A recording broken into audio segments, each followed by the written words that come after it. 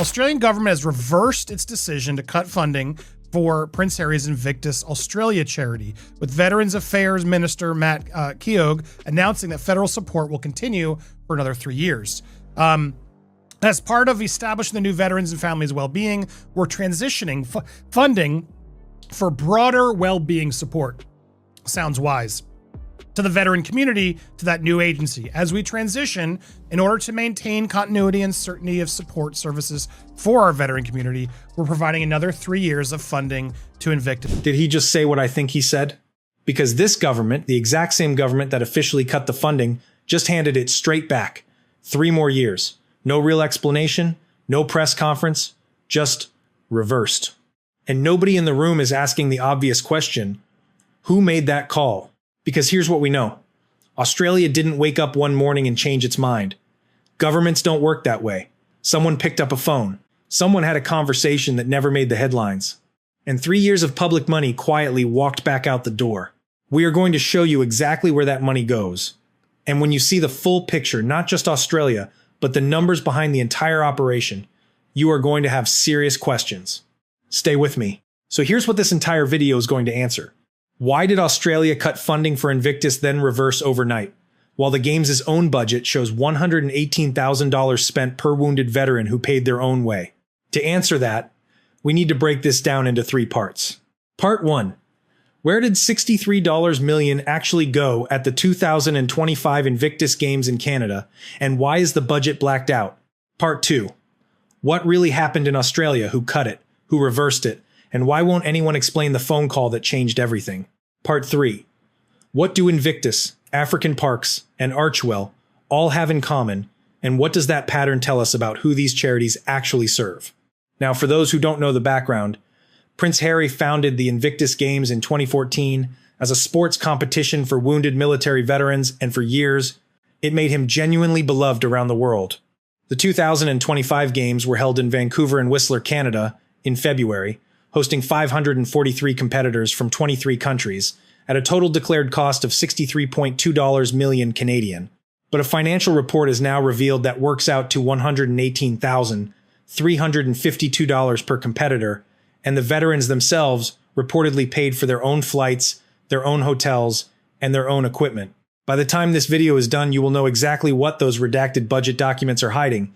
You will understand why a government reversed a major funding decision with no credible public explanation. And you will see the pattern connecting 3 separate charities, the one no mainstream outlet is willing to say out loud. Let's start from the very beginning. Now here's something most people completely missed. Back in February 2025, the Invictus Games wrapped up in Vancouver, and at the time, everybody clapped. The cameras rolled, Harry and Meghan took their bows, and the world moved on. But then someone ran the numbers. According to a financial report cited across multiple outlets, the 2025 Games brought together 543 wounded military veterans from 23 countries. Total cost, $3.2 million Canadian, roughly $118,352 per competitor. Brought together 543 wounded military veterans from 23 countries. The total cost, $63.2 million Canadian, or approximately $118,352 per competitor. Now, on the surface, you might think big international event, expensive Canadian city, adaptive sports infrastructure, medical teams on standby makes sense.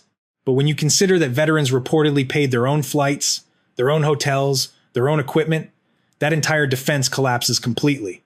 And the people who follow veteran funding weren't the only ones who noticed. One viewer said it perfectly: you cannot spend $118,000 per person on an event where the participants are funding themselves and still call it a charity. And honestly, they're not wrong. But that's not all. Now here's the detail that turned frustration into genuine outrage. Someone pulled the actual charity budget document, and whole pages of it were blacked out, redacted, on a charity filing. For wounded veterans, according to tax filings and public records, the Canadian federal government contributed $15 million through Veterans Affairs Canada, and the province of British Columbia added another $15 million through its Ministry of Tourism, Arts, and Sport.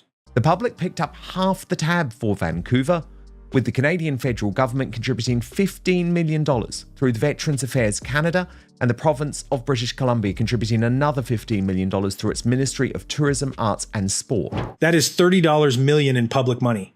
And the document showing how every single dollar of it was spent is classified. Now, we are not saying that is fraud, but we are saying this if you have nothing to hide. You do not hide anything. And one viewer asked the question that nobody has answered since: what could a veterans charity possibly need to redact? Here's where it gets interesting. People started making comparisons, and the numbers are brutal. According to reports cited across multiple outlets, the US Warrior Games, same concept, wounded veterans competing, same emotional stakes, runs on roughly $2 million a year. Germany's equivalent, around $200,000, half as many participants. For comparison, the US Warrior Games, a similar competition for wounded American service members, runs on roughly $2 million a year. Germany's Invictus-style competition costs about $200,000 and involves half as many participants. Invictus 2025, $63 millions. One of them costs 30 times more than the others, for the exact same purpose. And the audience did the math, the headlines wouldn't.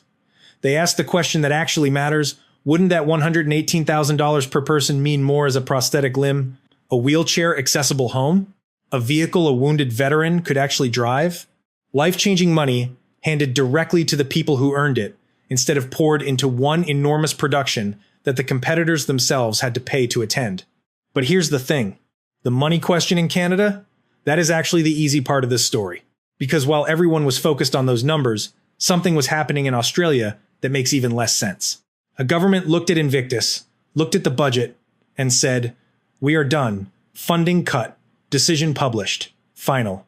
And then within days, they flipped completely. 3 more years of funding, switched back on, no explanation that holds up. The official reason given was veteran backlash. Except the veterans telling that story, nobody can find them. Tens of thousands of veterans across Australia, and apparently 30 of them strong-armed an entire national government into reversing itself overnight. Does that sit right with you? Because it doesn't sit right with me. So who actually made that call? And why is nobody saying their name out loud? Now remember what we established in the last section. $30 million in Canadian taxpayer money. A redacted budget nobody will explain. 543 competitors who paid their own way to attend a $63 million event. Well, here is where that thread leads. Because while Canada was sitting on those questions, a government on the other side of the world was quietly making a decision of its own. On May 12th, an official government announcement confirmed that Commonwealth support for Invictus Australia, the not-for-profit arm operating in that country, had been fully eliminated. Not reduced, not put under review, not paused pending investigation. Eliminated. The decision was described as final. The funding was gone. Now, we cannot say for certain that Australia was responding directly to the Canadian budget questions, but what we can say is this one country pulling out completely at the exact moment the financial questions were exploding internationally is, to put it very mildly, interesting. And the timing gets even tighter when you look at what happened next.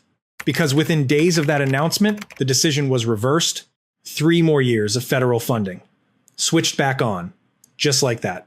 The official reason given was veteran backlash. That the veteran community had spoken out. That the government had listened. That continuity of support was the priority. Now on the surface, that sounds reasonable. Veterans spoke, government responded, democracy worked. But here is the problem. And it is a significant problem. There are tens of thousands of veterans across Australia. Tens of thousands of men and women who served, who sacrificed, who came home carrying things most of us will never understand. And apparently 30 of them strong-armed an entire national government into reversing a published official funding decision overnight. No press conference. No independent verification of the backlash. No names on record. No quotes attributed to anyone specific. Just an announcement.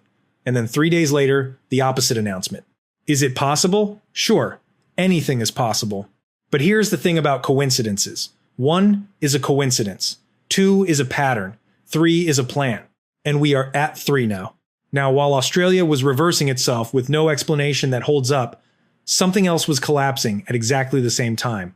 Because over in London, Harry had just walked out of a courtroom having lost his final appeal for taxpayer-funded police protection. 5 years of legal battles, millions spent on lawyers, and the judges handed it back to him in pieces. The court was clear.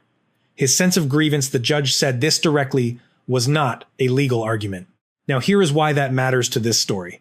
Because Harry is not a private citizen running a small charity out of a back office. He is someone who requires international security logistics, private travel arrangements, and full operational infrastructure every single time he shows up at one of these events. And all of that sits under one line in a charity budget: operational expenses. Which brings us to Boeing. Because Boeing, one of the largest corporate sponsors the Invictus Games has ever had, has ended its contract. Not paused, not renegotiated, not under review, ended.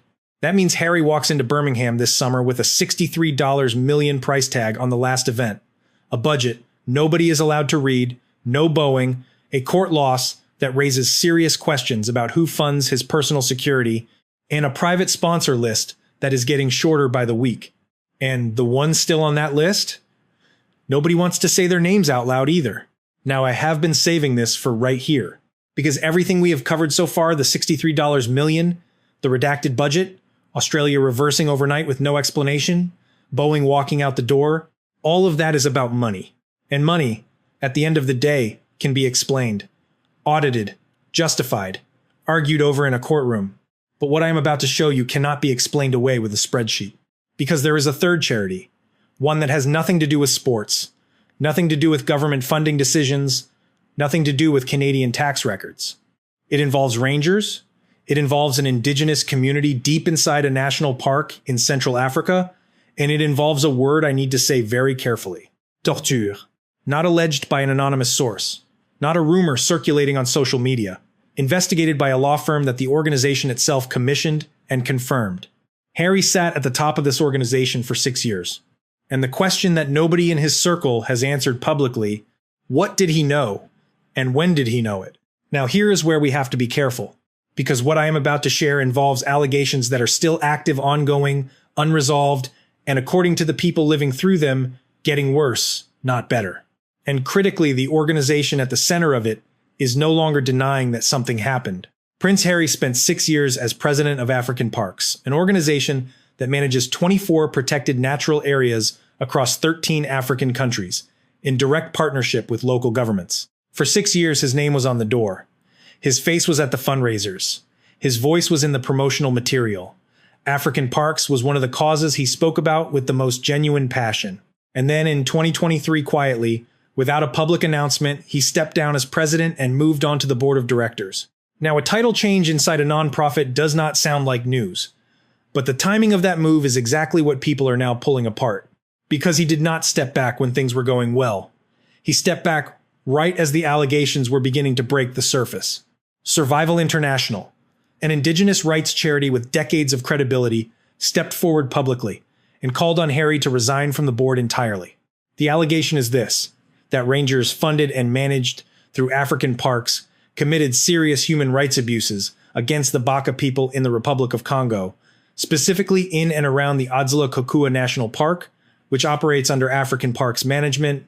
Wrongdoing by the parks was ongoing in the country and called on Prince Harry to resign as a member of the organization's board of directors. Beatings, torture, the kind of thing that is difficult to say out loud. Now, African Parks did not ignore this. They commissioned an independent investigation through Omnia Strategy, the law firm founded by Cherie Blair. And in May 2025, African Parks released a formal statement. They admitted it. Human rights abuses had occurred. They expressed deep regret for the pain and suffering caused. Which is under African Parks management in the Republic of Congo. African Parks commissioned Lady Blair's law firm Omnia to investigate and admitted in May 2025 that human rights abuse has occurred, and we deeply regret the pain and suffering that these have caused. But apparently, it's still not coming. It's still not stopping. Let that land for a second. This is not an allegation anymore. This is not a rumor circulating on social media. This is the organization itself in a published statement confirming that people were hurt under their watch. But here's where it stops being a closed chapter. Because, according to Survival International's most recent reporting, the problems on the ground have not stopped. The statement was issued, the regret was expressed, and then, according to the people living it, nothing changed. And here is the detail that the audience cannot get past. Because while all of this is unresolved, while Survival International is still raising the alarm, while the Baca community is still describing violence on the ground, Harry was at fundraising events in Arizona this week, representing African Parks, helping the organization pursue another $1 billion in funding. The organization criticized the Duke, who was president of African Parks for 6 years until joining the board in 2023, for attending fundraisers events in Arizona this week as the organization seeks to raise additional $1 billion.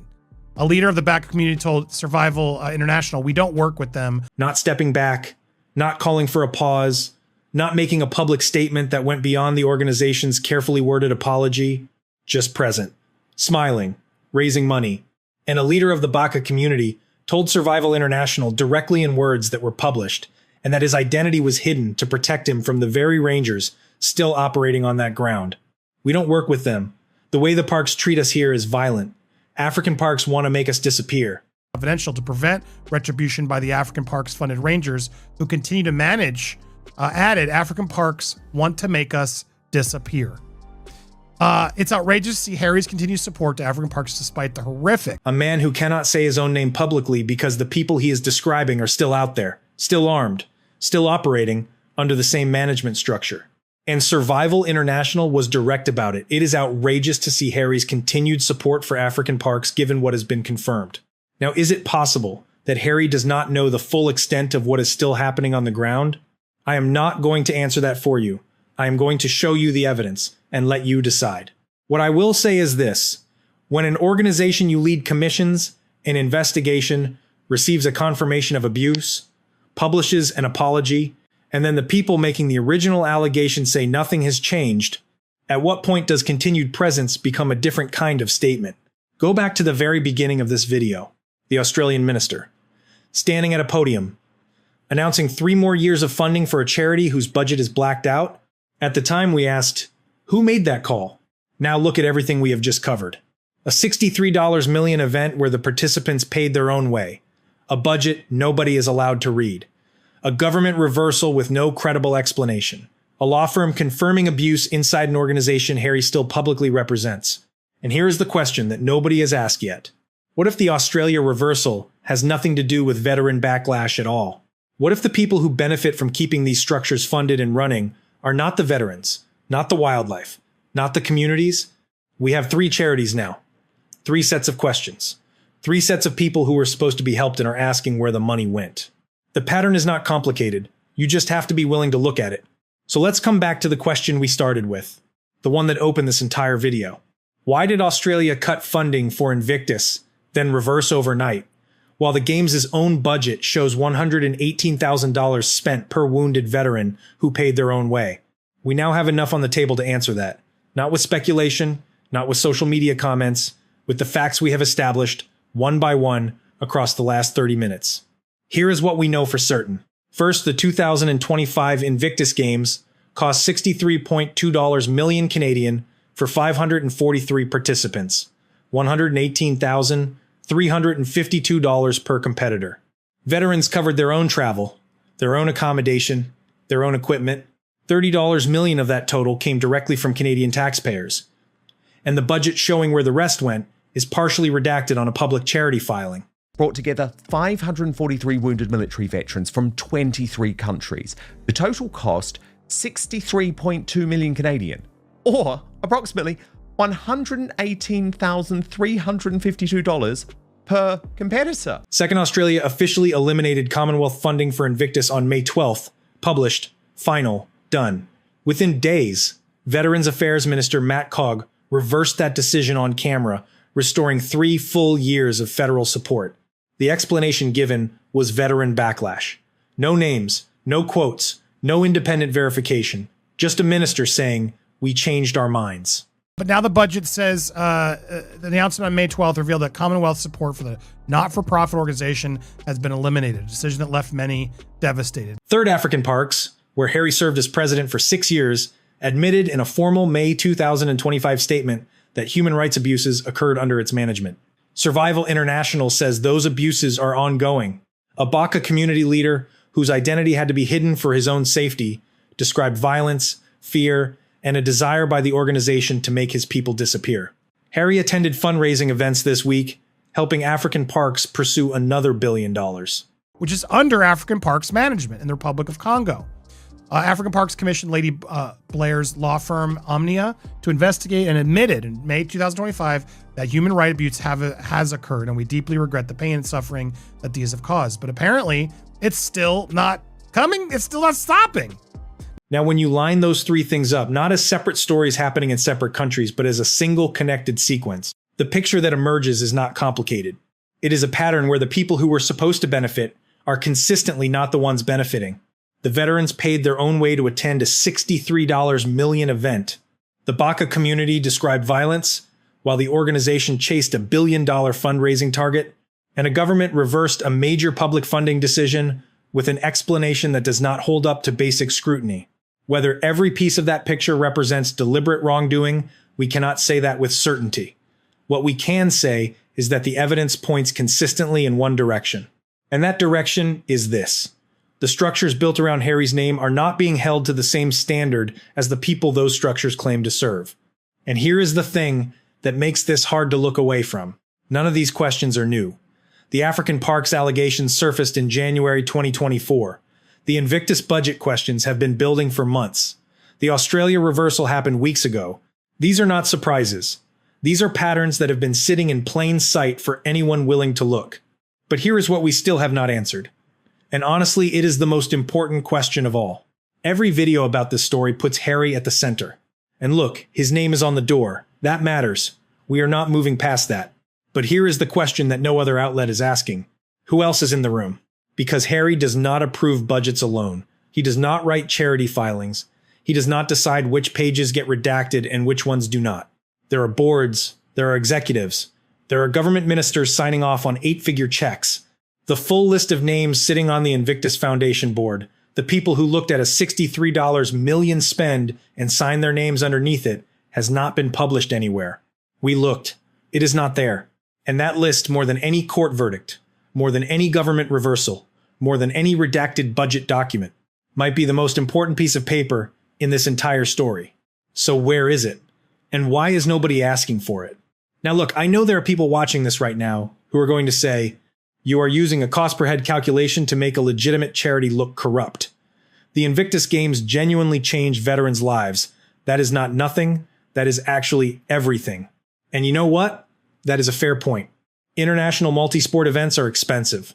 Full stop. Medical teams on standby. Adaptive equipment for every discipline. Broadcast infrastructure across 2 Canadian cities in winter. Security logistics for a high-profile royal patron. Translation services across 23 countries. None of that is cheap. And nobody here is arguing that the veterans who crossed those finish lines did not feel something real. Nobody is arguing that Invictus has not meant something to the men and women who competed. In fact, one person on X put it this way. They said that reducing the games to a spreadsheet misses everything that cannot be measured. Dignity, recovery, community the moment a wounded veteran stands on a podium in front of a crowd that finally sees them. And I respect that perspective completely. I do. But here's the problem with that argument. And it is a significant one. First, if those costs are legitimate, a full transparent budget makes that case better than anything else could. Every line item justified, every dollar accounted for. You publish it, and the story dies overnight. A redacted budget does the exact opposite. It does not protect the charity, it protects the people running it. Second, the U.S. Warrior Games delivers exactly the same dignity, exactly the same community, exactly the same finish line moment for $2 million a year. Not $63 million. The same purpose. 30 times less money, no redacted filings. And third, the veterans themselves are not the ones defending the budget. The people defending the budget are the people who control it. That distinction matters. None of that changes the core fact we established at the start of this video. The veterans covered their own costs while the event budget ran to 30 times its nearest comparable equivalent. The question was never whether Invictus has value for veterans. The question was, and has always been, who actually benefits from a $63 million operation where the participants pay their own way? And on that question, after everything we have covered today, the evidence speaks for itself. So did Prince Harry build something genuinely good and lose control of what it became? Or did the structure always serve something other than the people it claimed to help? Honestly, only the people inside those rooms know the complete answer to that. But here is what we do know. $63 million was spent. Veterans covered their own costs. The budget is blacked out. And nobody in Harry's camp has called for an independent audit. We do know that Australia cut funding on May 12th, reversed within days, and the explanation given does not hold up to basic scrutiny.